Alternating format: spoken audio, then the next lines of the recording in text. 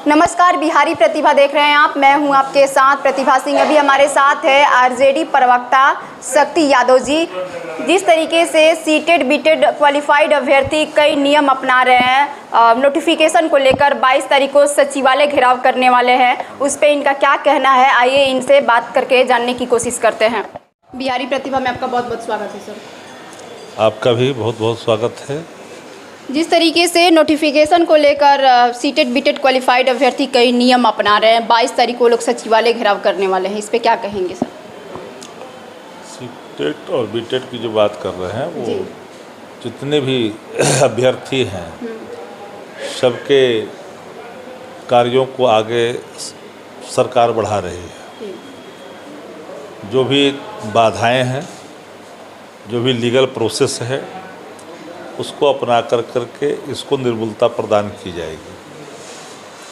जो पहले से चीज़ें लागू है और जिन चीज़ों को रखा गया है नियम संगत, उससे हर हाल में स्वीकार किया जाएगा। पर एक प्रक्रिया है और प्रक्रिया 2 दिन में समाप्त नहीं होते।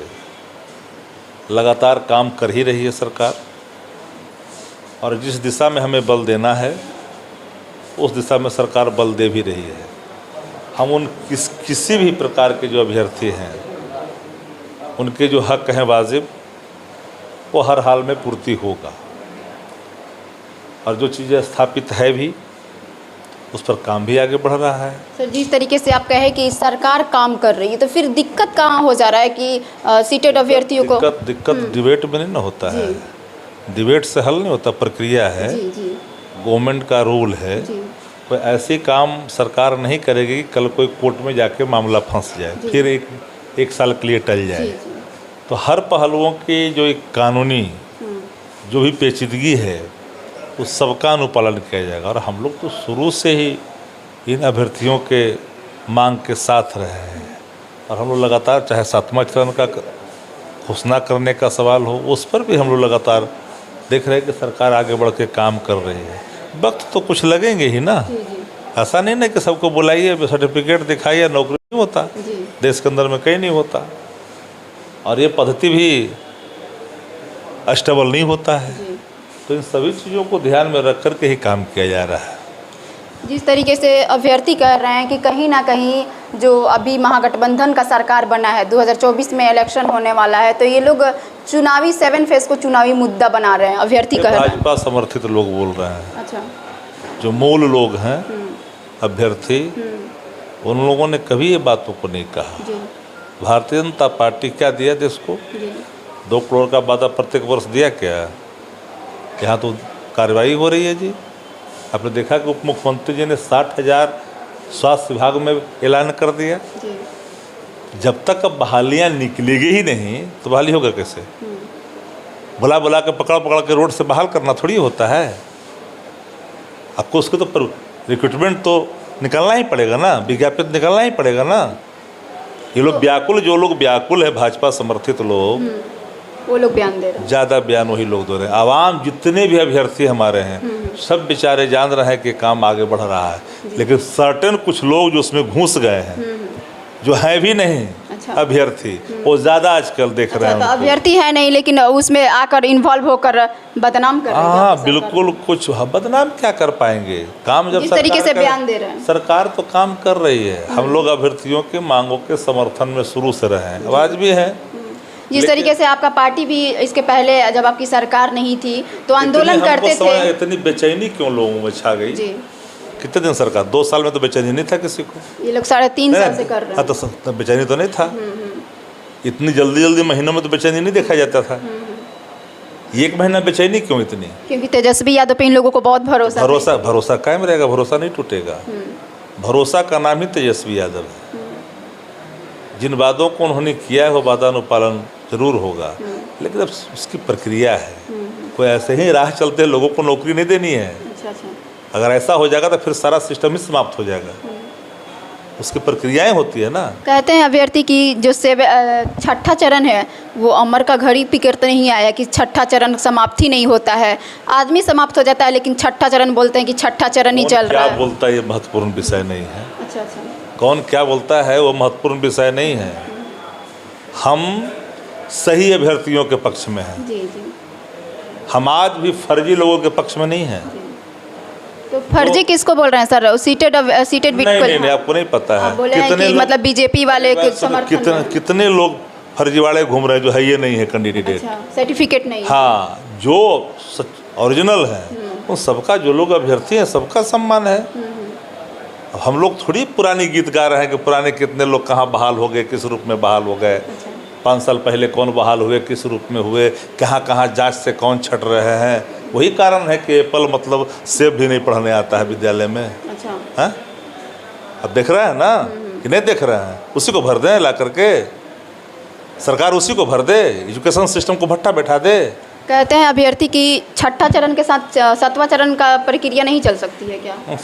सारे प्रक्रियाओं को चलाने की जो बाकायदा ये अलग अलग ही चलेगी? नहीं, सब सारे प्रक्रियाओं को चलाने की जो भी बाकायदा है वो उसको फुलफिल करने के बाद बाकायदा चल रही है ना, वो सब काम पूरा हो जाएगा। सर एक शब्द में पूछेंगे, सर एक सेकेंड, एक शब्द में पूछेंगे। एक बार बोल दिया हो गया, एक बार आपने बोल दिया सर। नोटिफिकेशन को लेकर सर एक शब्द बोल दीजिए सर। तो बोल दीजिए ना, कि मतलब कब तक वेट करना चाहिए? अच्छा ठीक है।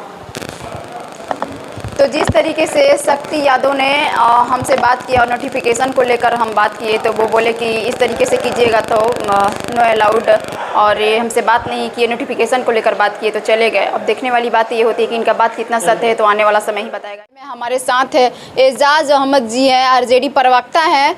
22 तारीख को जो सचिवालय घेराव करने वाले हैं सीटेड बीटेड क्वालिफाइड अभ्यर्थी, उस पर इनसे बात करेंगे कि ये लोग क्या कह रहे हैं। इसके पहले भी आश्वासन दिए थे और अभी ये क्या कर रहे हैं, इन पे क्या? बिहारी प्रतिभा में आपका बहुत बहुत स्वागत है। बहुत धन्यवाद। जिस तरीके से 22 तारीख को सचिवालय घेराव करने के लिए सीटेड बीटेड क्वालिफाइड अभ्यर्थी रणनीति बना रहे हैं, इस पर आप क्या कहेंगे? देखिए, आंदोलन करने का अधिकार सबको है जी, लेकिन धैर्य रखना चाहिए, चूँकि सरकार उनके ही कामों को कर रही है। और आप देखी होंगे कि छठे चरण की प्रक्रिया अंत होने से पहले मामला कोर्ट में चला गया, और ऐसा हड़बड़ी में कोई मामला कोर्ट में नहीं चला जाए, इसलिए सरकार पूरे मामले को देख रही है, इन आउट सब पर चर्चा कर रही है, कहीं कोई लूप फॉल नहीं रहे।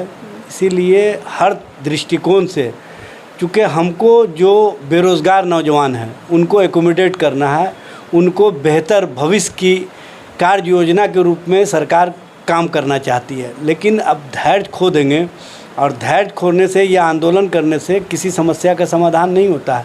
समस्या का समाधान होता है जो सरकार कार्य कर रही है उस पर ध्यान रखने से। और सबको पता है कि जो महागठबंधन की सरकार है, माननीय नीतीश कुमार जी या माननीय तेजस्वी प्रसाद यादव जी पूरी तन्मयता के साथ इस मामले को देख रहे हैं, और उन लोगों का स्पष्ट दृष्टिकोण है कि बिहार में बेरोज़गार नौजवानों के भविष्य के साथ खिलवाड़ नहीं हो, उनके साथ किसी तरह का ऐसा मामला नहीं हो जिससे उनका या उनके परिवार का भविष्य कहीं ना कहीं अंधकारमय हो जाए। इसलिए हम लोग स्पष्ट दृष्टिकोण के साथ नौजवानों को रोज़गार देना चाहते हैं, नौजवानों के भविष्य को संवारना चाहते हैं, नौजवानों के परिवार के भविष्य को संवारना चाहते हैं।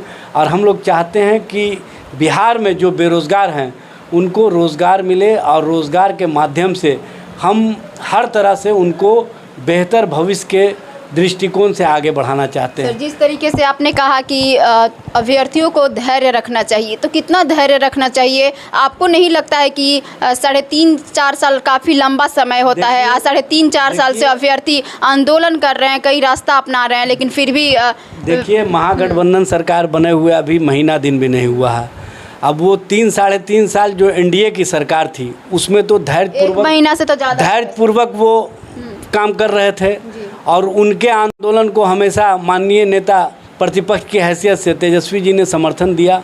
तेजस्वी जी ने हर आंदोलन में उनका साथ दिया, और तेजस्वी जी से जब छात्र नौजवान मिलते हैं हर दिन शाम में, तो उनको स्पष्ट रूप से तेजस्वी जी आश्वस्त करते हैं कि आप के भविष्य के प्रति हमारी चिंता है, आप हमारी चिंता के साथ जुड़े रहिए, हम आपके भविष्य के साथ कभी भी खिलवाड़ नहीं होने देंगे। हमारी सरकार जो कहती है वो करने का काम करती है। हम लोग जुमलाबाज पार्टी की तरह नहीं हैं कि जिसने देश भर में वादा किया था कि हर साल 2 करोड़ लोगों को रोज़गार देंगे, नौकरी देंगे, लेकिन अफसोस की बात है कि 8 सालों में 16 करोड़ की जगह सिर्फ 7,22,000 नौकरी देने का काम किया या रोज़गार देने का काम किया। इस तरह की जुमलाबाज पार्टी से कभी भी जो बेरोज़गार नौजवान हैं, चाहे बिहार के हों चाहे देश के अन्य कोने के हों, कभी भी बड़ा आंदोलन या जन आंदोलन खड़ा करके माननीय प्रधानमंत्री जी से या माननीय अन्य नेताओं से जो भारतीय जनता पार्टी के हैं उनसे नहीं पूछने का काम किया।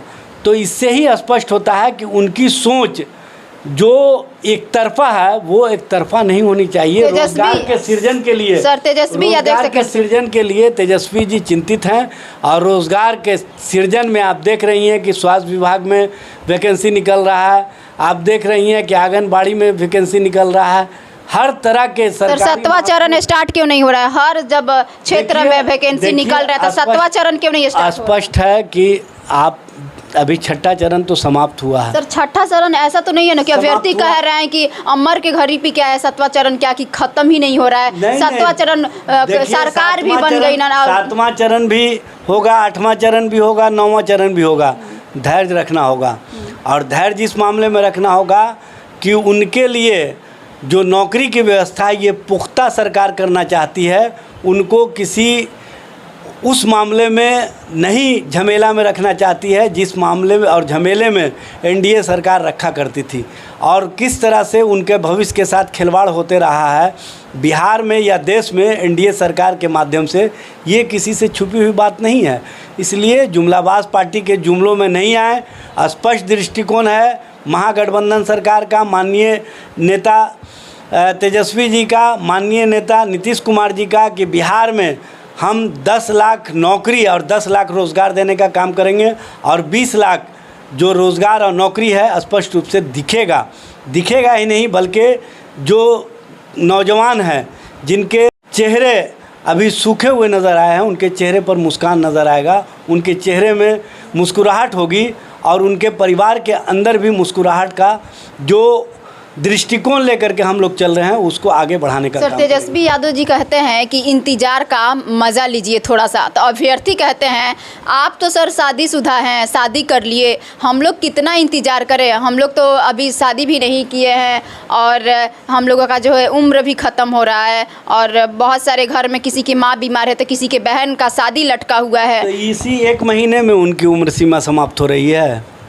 तो तेजस्वी यादव पे भरोसा था। 8 वर्षों की सरकार से क्यों नहीं बोलते हैं कि हमारी उम्र सीमा समाप्त हो रही है? 3 साल से तो करते ही भाई अभ्यर्थी आंदोलन करना चाहिए केंद्र सरकार के खिलाफ। केंद्र सरकार बिहार को 16 करोड़ रुपया नहीं दे रही है शिक्षा अभियान के मामले में, इस पर आंदोलन करना चाहिए और छात्रों को, अभ्यर्थियों को इस मामले में केंद्र सरकार पर भी दबाव बनाना चाहिए कि हमारे भविष्य के साथ आप खिलवाड़ नहीं करें।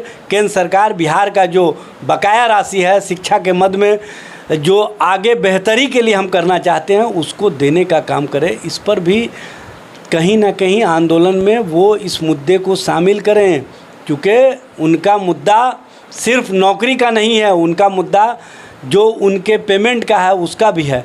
इसलिए सरकार अगर सिर्फ नौकरी पर रख ले और पेमेंट नहीं दे तब क्या स्थिति होगी। इसलिए केंद्र सरकार पर दबाव बनाएं कि केंद्र सरकार बिहार का हिस्सा जो शिक्षा मद में खर्च होना है वो देने का काम करे, जिससे कि छात्रों का भविष्य और अभ्यर्थियों का भविष्य बेहतर बन सके। सर गर्दनी बाग में जब अभ्यर्थी आंदोलन कर रहे थे तो कई आपके नेता जाते थे और बोलते थे जैसे ही हमारी सरकार बनती है तो हम लोग जल्द से जल्द नौकरी सरकार बनी है। अभी 1 महीना तो हुआ, सारे योजना को देखा जा रहा है, 6ठा चरण तो अभी चल ही रहा है ना, क्यों इतना घबराहट में है? घबराहट नहीं रखें, जुमलाबाज हम लोग नहीं हैं, हम लोग जो कहते हैं वो करने का काम करेंगे। स्पष्ट रूप से उनके चेहरे पर मुस्कुराहट दिखेगा, ये सभी अभ्यर्थियों को मैं आश्वस्त करता हूं। सर आपको नहीं लग रहा है कि समय ज़्यादा हो गया है? कोई समय ज़्यादा नहीं हुआ है, अभी 1 महीना सरकार को बने हुआ है। तो आपको क्या लगता है कि 3.5 साल जो एनडीए की सरकार का मामला था उसको आप इसमें नहीं जोड़ने का काम करें। जो अभ्यर्थी हैं 1 महीने की सरकार से अपना भविष्य को देखने का काम करें कि उनके भविष्य के प्रति हम कितना चिंतित हैं। तो 2022 में 7वां चरण स्टार्ट होगा, क्या लगता है आपको सर? देखिए सब कुछ होगा, केंद्र सरकार राशि जैसी ही विमुक्त करेगी सारा चीज़ हो जाएगा। ठीक है, धन्यवाद। तो तो ये थे आरजेडी प्रवक्ता एजाज अहमद जी, और इन्होंने साफ तौर पे कह दिया है कि अभ्यर्थियों को और इंतज़ार करना चाहिए और 2022 में ही 7वां चरण स्टार्ट हो जाएगा। अब देखने वाली बात ये होती है कि 7वां चरण कब स्टार्ट होता है, ये तो आने वाला समय ही बताएगा। इसके पहले भी ये लोग बड़े बड़े वादा किए हैं और अभी भी समय ही मांग रहे हैं। अब देखिए क्या होता है, ये तो आने वाला समय ही बताएगा। ऐसे ही तमाम खबरों के लिए देखते रहें बिहारी प्रतिभा। धन्यवाद।